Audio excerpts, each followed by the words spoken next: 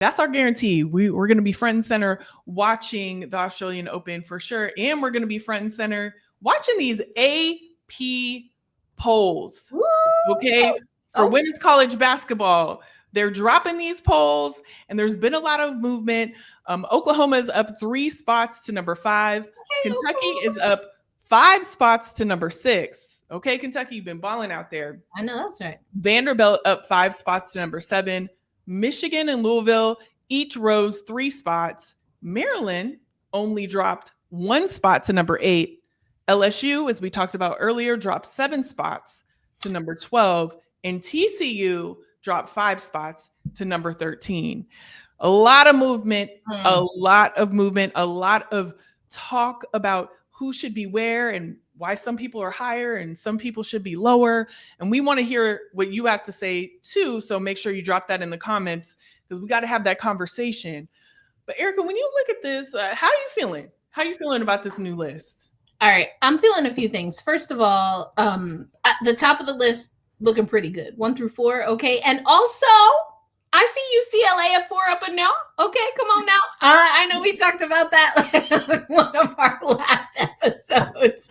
And you know what? I'm at headquarters here in Oklahoma. So anytime I see Oklahoma or OSU on the list, I'm like, okay, I'm learning about this area in the country, and I love to see it.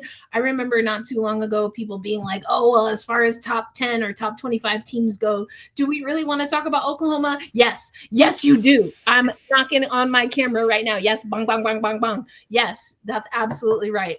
I love that. Now, this is the conversation that I think people are having, Alicia, right? All this movement is mostly teams that were at the top or higher, right, in the rankings, sliding down multiple spots.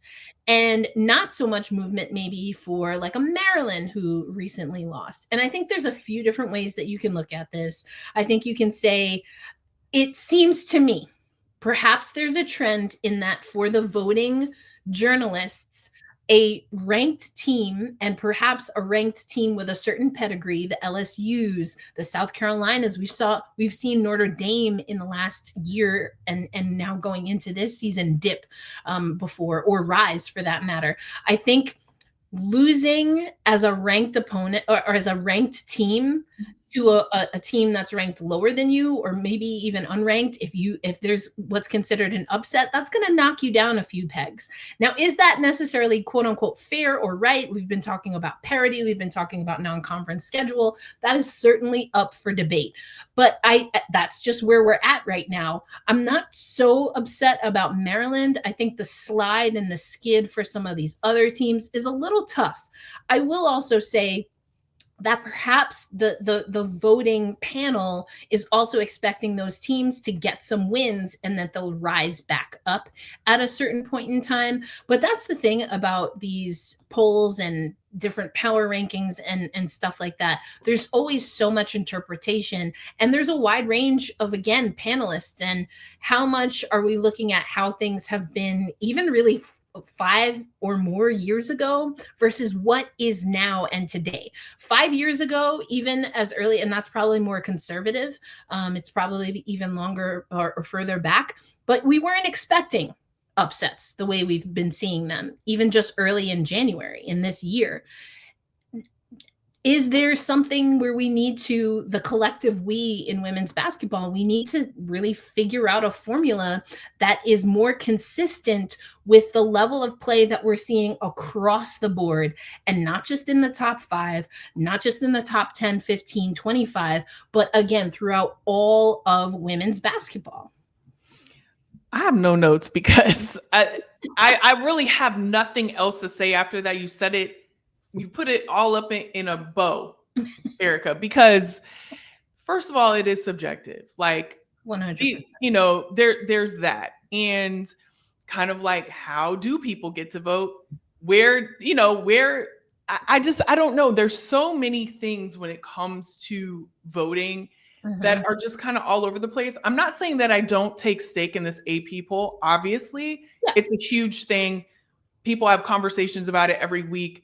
And it does, show you who is at the top and all that. But like when you get to the middle, it's really hard to say who should be above who and everything. Just, we've seen so many upsets. People were talking about Maryland only dropping one spot, but they also came back and they bounced back like with a great team after that. So it's one of those things where you can't really gauge how people are voting and, how they will vote. But I think by and large, especially at the top, they got it right. That I would say that. And so, maybe there does need to be a deeper dive into how this happens and how it's formed. But, I don't see a lot for me personally. Like the Maryland one didn't alarm me as much as other people would.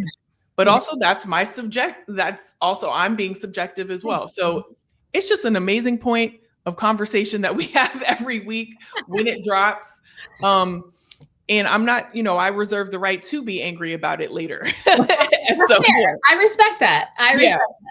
But, at the end of the day, and especially at this point in the season, it's really hard to gauge like why people are voting, how they're voting, and et cetera, so. Yeah. And, maybe if we want that mechanism to be a little bit more accurate, maybe there's some kind of weighted system, and you look at opponents that teams are playing in the non-conference schedule, and then there's like a rubric, right? And so that determines where you can even rank depending on who your opponent is. Because that's another thing.